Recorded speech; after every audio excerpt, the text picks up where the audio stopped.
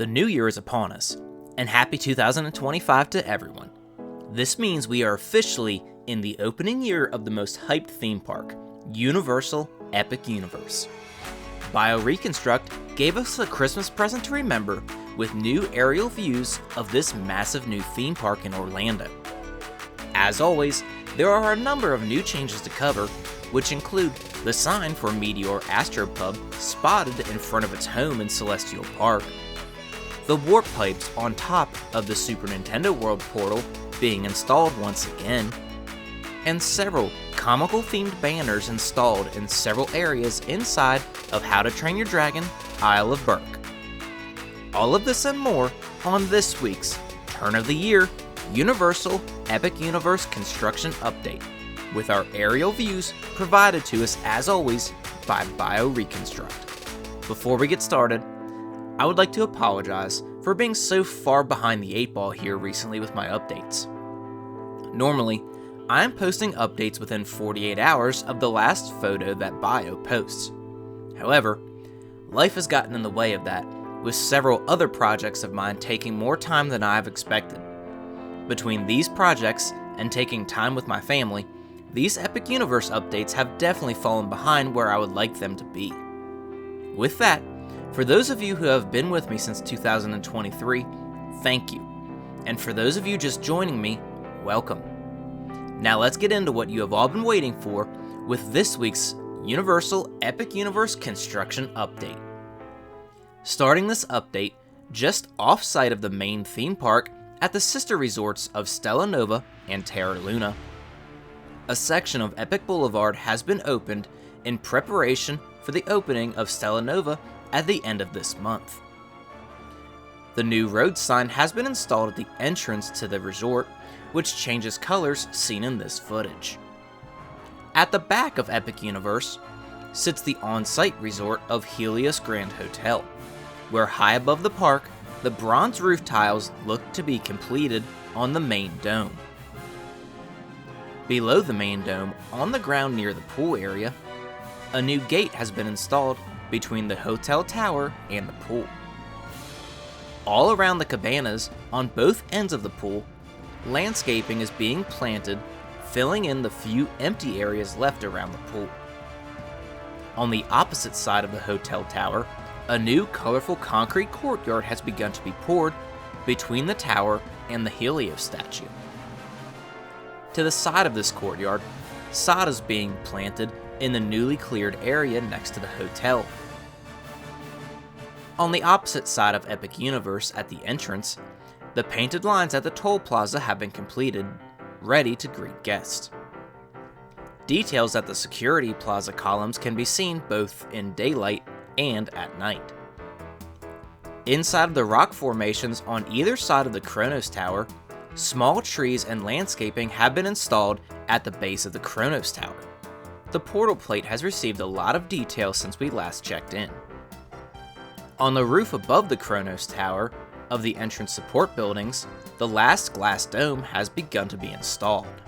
In the shadows of the Helios Grand Hotel sits the new Wizarding World of Harry Potter Ministry of Magic. This week, there are several new details to go over compared to recent updates. Before guests enter the streets of Paris, they pass through the Phoenix Arch, where several boom lifts can be seen surrounding the arch. Could this be the beginning of the continuation of the theming of the arch? Or is this something else beginning? Inside of the 5th Street intersection of the land is the red tent, which is the entrance to the theater show. Around the tent, new barrel and box theming has been installed to add to the queue theming of this attraction. On the opposite side of the tent, we can see holes drilled into the concrete, which could be for new queue posts for an extended queue. Above the tent, new string lights have been strung between the frames of the tent, giving the true circus look. Still inside of the 5th Street intersection, a new billboard has been installed on the tallest building of the land above the wand shop. Along this building, new street awning frames have been installed.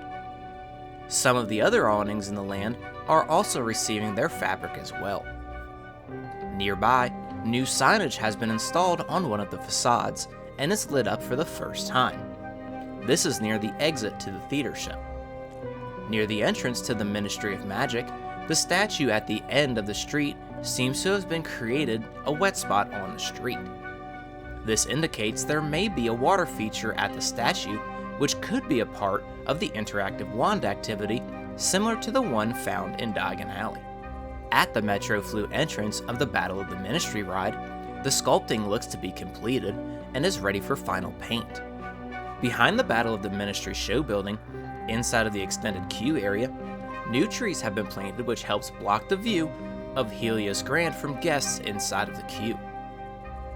Another area behind this new land has been cleared and new grass seed has been planted. Directly across Celestial Park sits the land based on Universal Monsters' Dark Universe. Above the portal plate on the entry portal to the land, the purple sphere has been installed in the secondary arch above the main arch. On the backside of the entry portal, new wood theming is being installed. Just before guests enter the village of Darkmoor, the sign with the name of the village has been placed in the opening of the Broken Bridge theming. Inside of the village, no new major differences has been spotted since last update. In the Dark Forest that is the home to the Curse of the Werewolf, there have been several new banners around the queue along with new signage at the entrance installed. Near the coaster building, we can make out one of the signs that says Carpathian Carnival Company. Next to this spinning coaster, planks have been installed on the back of House Gate, which the frame we saw installed last update. Behind Burning Blades Tavern, concrete pad preparation has been seen in front of the back of House Warehouse. High above the Dark Forest, on top of Frankenstein's Manor, the electrical theming on the main tower can be seen being on and off in different aerials, showing the loop this effect will be on. On the grounds below the manor, queue post holes can be seen drilled into the bridge above the moat of the manor. The moat has also had its landscaping planted, which has given this area the swampy look. Gleaming from the brightness of Dark Universe is the neighboring land of Super Nintendo World, where there is always a number of colorful changes to point out. Along the outside walls of the land, shapes are being painted to break up the large green walls that have been a staple of the land for almost a year now. At the entry portal to this colorful world, the Mario coin has been installed inside of the secondary ring on top of the portal plate. On top of the portal, the colored warp pipes have finally been reinstalled after being removed several months ago. Inside of the portal, looking closely, we can see the lighting that will transport guests into the Mushroom Kingdom. At the top of the land, in front of Peach's Castle, where guests will enter the upper levels of the Mushroom Kingdom, the concrete courtyard has begun to be shaped. Off to the side of Peach's Castle, a new themed gazebo has been installed along with new themed lighting at the top of the stairs in front of Peach's Castle. Near the Goomba rolling activity, which is part of the power-up band activity, there is a collection of coins above a doorway. Between Peach's Castle and Bowser's Fortress, there are a number of new themed elements that have been installed, which include spiked vines at the oversized piranha plant, and blue, green, and yellow caps in different areas of the land. At Bowser's Fortress, we can see red eyes have been installed inside of Bowser's face above the entrance to the Mario Kart ride. In the lower courtyard of the Mushroom Kingdom, the character meet and greet structure looks to be completed, awaiting landscaping on either side of the entrance. On the edge of the courtyard, the signage for Toadstool Cafe has been installed, which has completed the entire exterior look of this dining location. Behind the Mushroom Kingdom sits the mini-land of Donkey Kong Country, where the portal ring has been completed, which transports guests from one land to the other. On the Donkey Kong side of the portal, the stone figures around the portal have been sculpted. Along the dividing wall that separates the two lands, trees are being planted at the base of the wall to mix with the painted trees that have been revealed on the wall last update. Throughout the land, there have been a number of new trees planted inside of the gardens. The two kiosks of Bubbly Barrel Snack Stand and Donkey Kong's Treehouse, The exterior of these structures are nearly complete, including their straw roofs. Several new signposts have also been installed all around the land in this location. Near the main jump of Minecart Madness, new large box theming has been placed. During this flight, Bio was also able to capture the water splash feature of the coaster. As one of the coaster cars goes through the pool, we can see how the water will disperse. From one colorful land to another, How to Train Your Dragon Isle of Burk has seen just as much small detail revealed as the Mushroom Kingdom. On the edge of the main lagoon that meets guests as they enter Burk is the Viking Village, where you will find Mead Hall. Around the entrance of Mead Hall, the theming of the main doors and the surrounding areas continues to progress. The small gardens all around the village have been planted with landscaping, eliminating the majority of the visible dirt that was left inside of the village. Last update, we saw a lot of detailed theming elements on the ground near the village fountain. This week, the remaining pieces have been installed on the structures surrounding the fountain.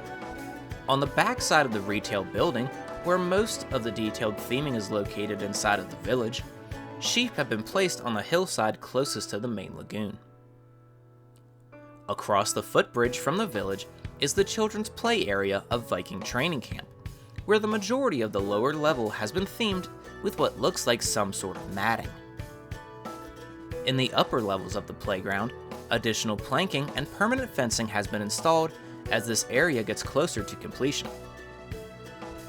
Next door, at Dragon Racers Rally, the scaffolding is starting to be removed around the queue structure closest to Viking Training Camp. Behind the queue structure, mounted on the grandstand of Hiccup's Wing gliders, new banners have been installed. On the opposite side of the land, new themed lighting has been installed and turned on in the courtyard near the exit of the Entrainable Dragon Theater show. Around this courtyard as well is Haddock Paddock, where new queue posts have been installed at the entrance to this area. Closer towards the main lagoon, we run into Spitfire Grill, where large sculpted boulders have been placed in front of the entrance to the bathrooms in this part of the land. Across the walkway, we find the outdoor seating area for Spitfire Grill, which the frame was recently completed, seen by the American flag on top. This is the last topping off ceremony of the initial opening of Epic Universe. On the side closest to the back of the land, we can see the beginning of the painting of the beams of how this structure will be themed. Below, along the ride path of Fire Drill, new comical banners have been installed on the side of the load station. Tucked around the Isle of Burk is the dueling launch coaster of Stardust Racers, where behind the coaster building, queue railings have begun to be installed inside of the extended queue area. Sitting next to the extended queue area, there is additional queue railings staged on the ground, ready to be installed under the canopies. In front of the coaster building, under the Comet theming, lighting can be seen being installed at ground level. The barrier that separates the tracks in front of the coaster building has also been completed. On the walkway above this part of the coaster, the colorful concrete has begun to be poured at this overlook. Between Stardust Racers and the main show fountain of Celestial Park sits Meteor Astropub, where the signage for this location has been spotted, ready to be installed. The main Meteor sign has burger theming on it, while Astropub can be seen on the seating area of the main show fountain. Around the main entrance of this dining location, stone theming can be seen being installed in sections around the glass doors. Around the main show fountain, the third section of turf has been installed in the seating area, while the fourth section has been started. In front of the main water feature sits the central water feature, which is home of Constellation Carousel. This update, the Pegasus that was removed several updates ago, has made its return on top of this ride structure. Inside of the dome, we can see that the ride vehicles have been covered in plastic, while the finishing touches are made on the construction of this attraction. Lastly, inside of the smaller dome, which will house part of the queue. Post holes have been drilled in preparation for queue railings to be installed. On the opposite side of the central water feature sits the Phase 2 dining location, which will open after the grand opening of Epic Universe. At this location, more landscaping has been planted closer to the walls of the structure. Between the gaps in the scaffolding, we are able to see more detail of the walls starting to appear. With the recent progress on this structure, I'm beginning to doubt whether this structure will actually be closed on opening day in about 5 months' time. Do you think these dining locations will be open in time for the May opening? Let me know below in the comments. On the edge of the first water feature in Celestial Park is Atlantic Restaurant, where a lot of detail has shown up this update. In front of the steps which lead to the entrance of this restaurant, a new colorful concrete courtyard has been completed. On the opposite side of the building, inside of the collection pool, a new barrier has been installed to allow fountain testing inside of the basin, while the base of the scaffolding around Atlantic stays dry. Between Atlantic and Super Nintendo World, more shelves have been staged, which in time will be placed on top of the striped columns on the corners of the building. We are now less than 5 months away from the grand opening of Epic Universe. With tickets still selling out for pass holders, there's no end in sight for the excitement for this brand new theme park. A huge thanks to BioReconstruct again for the continued aerials of Epic Universe. If you enjoyed this construction update, please be sure to leave a like, and don't forget to subscribe so you don't miss the next of few Universal Epic Universe construction updates. Until next time, travelers, have a great one.